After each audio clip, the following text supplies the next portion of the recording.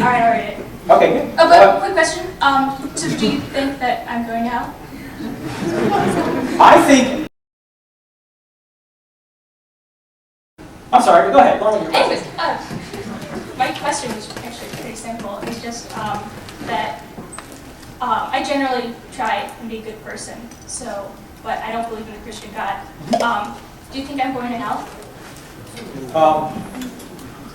What do you mean by being a good person? Try to treat other people decently and... What do you mean by decent?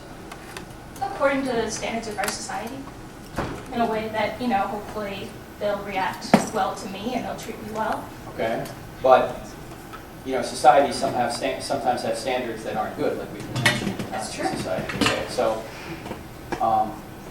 is the purpose of life to be good? I have no idea what the purpose of life is. Well then, how could I answer the question? Well, my question is, do you think I'm going to hell? It's not what I have to... Well, I don't think God is going to force anybody into heaven against their will. What if I wanted to go to heaven? Well, then you'd pursue God. It doesn't appear like you're interested in doing that. Well, there's no way to prove... I don't believe there's a way that we can prove God in this life. Whatever, if there's another... Well, let me ask you a question, Hannah. If I were to give you a book, would you read it? Possibly? It's yes or no? It depends. I've got a lot of books. Well, you don't have to read it now, but would you read it over the summer?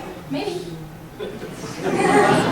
Well, let me ask you this. I mean, if God exists, you seem to be kind of apathetic about it. Yeah. Well, why would God force you into His presence for all eternity? Well, that's not my question. My question is about hell. That is the difference between heaven and hell. Heaven is with God. Hell is separation from God. I mean, if that's your definition of hell. Well, that's basically what hell is. I mean, there's a lot of descriptors in the Bible about it. But at the end of the day, hell is separation from God. I mean, do you think I'm going to burn for all eternity? Well, it depends on what you mean by burn, because there's a lot of different metaphors in the Bible. Some, on one hand, you've got burning. On the other hand, you've got outer darkness. So you can't have burning and outer darkness together. They're metaphors meant to communicate destruction, meant to communicate being apart from God.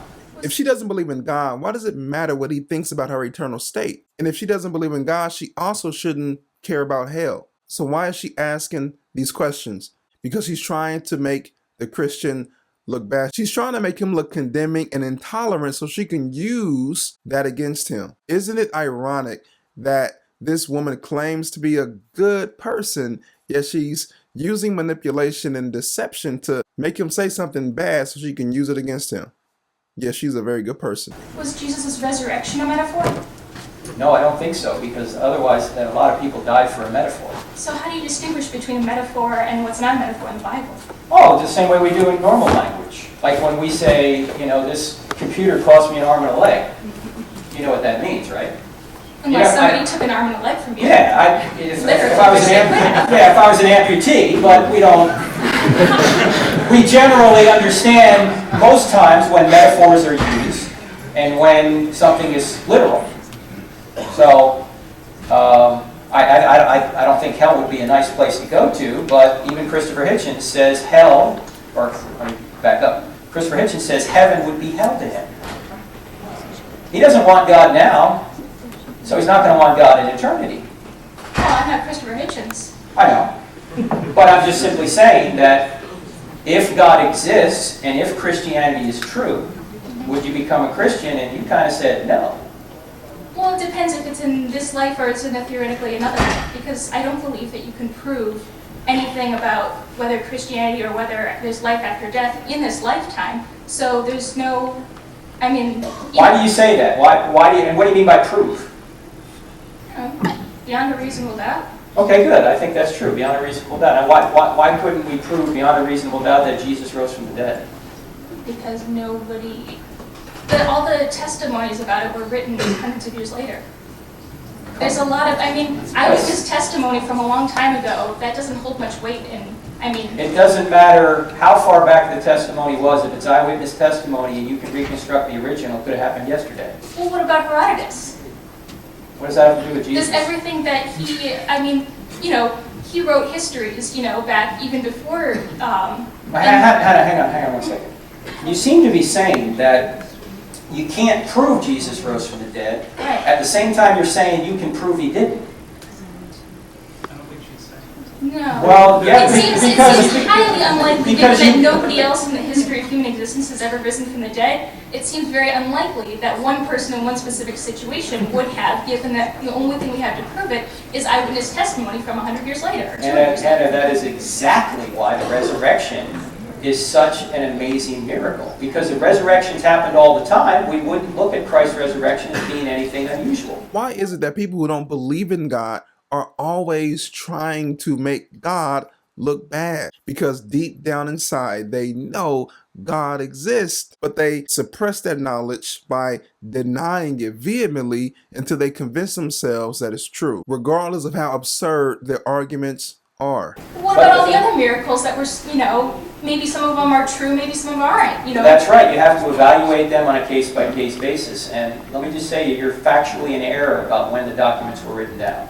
Okay, when were they written down? Well, as you'll see tomorrow night, they were... I'm not going to see them tomorrow night. Okay, well, I can't go through the whole presentation of tomorrow night tonight. I'm sorry. Will you briefly summarize? Yeah, I'll say that most, if not all, the documents were written down prior to 70 AD. And Okay. much of the data that was written down goes all the way back to the event itself, especially the creed in 1 Corinthians 15, verses 3 to 8, which even liberal scholars agree is pre-40 AD.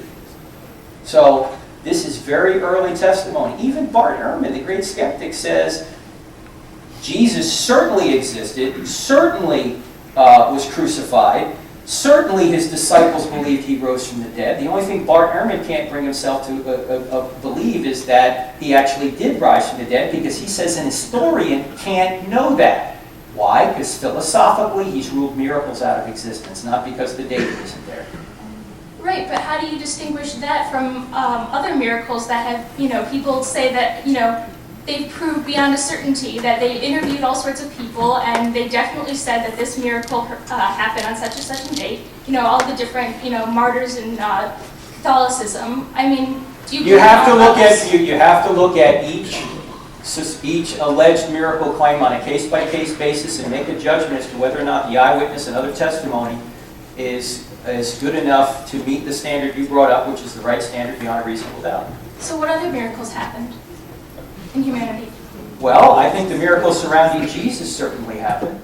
This is the primary hook that atheists hang their hats on, that miracles do not exist. They don't happen, so why believe in them? That's why they don't believe in God. That's why they don't believe that Jesus rose from the dead, because they have discounted miracles. But here's the question. Do they believe miracles are possible? They have to say yes, because many, if not all, atheists believe in the Big Bang. The Big Bang is a miracle. Let's just give them that. Let's just say the Big Bang happened. If you believe that miracle, why can't you believe in the miracle of the resurrection? It's inconsistent to say I believe in the Big Bang, but not the resurrection.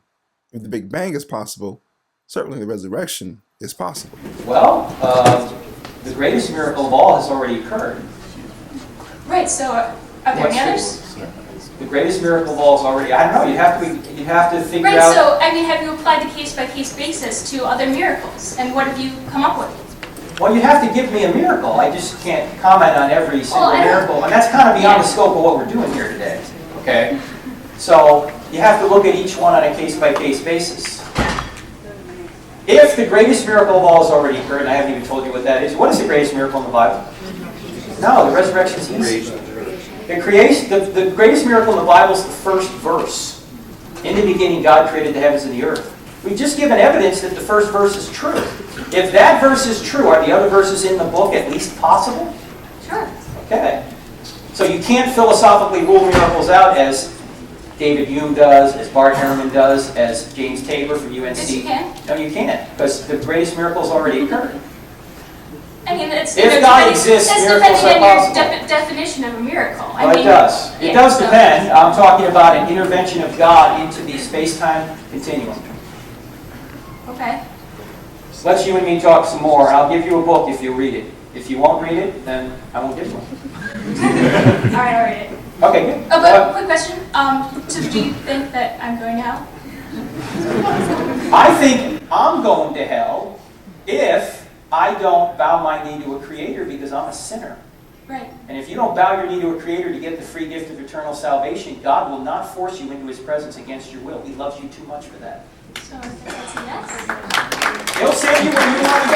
Yeah. Frank didn't give her the answer she wanted. He gave her the answer she needed. Now, the knee-jerk reaction to a question like that would be, well, yes, you don't believe in God, you're going to hell. But Frank provided her context, information, things that will help her understand better why hell exists, and if she doesn't believe in Jesus, she will be there. She wants him to say yes so she can go back feeling validated, feeling like Christians are condemning, intolerant, judgmental, and she can go back home with a sense of self-righteousness. But by Frank giving her that response, it humbled her. She wants to think that God is hateful and God is going to send her to hell. Despite her being a good person, God is going to unjustly send her to hell because God is hateful, when in fact, God is loving. He's so loving that he's not going to force you into his presence for eternity. The reality is God's love is mind-boggling. God is just love, period. Point blank. Frank has a lot of patience, and I'm thankful that he gave her that response. Hopefully she thinks about it and she moves with that according to God's will for her life.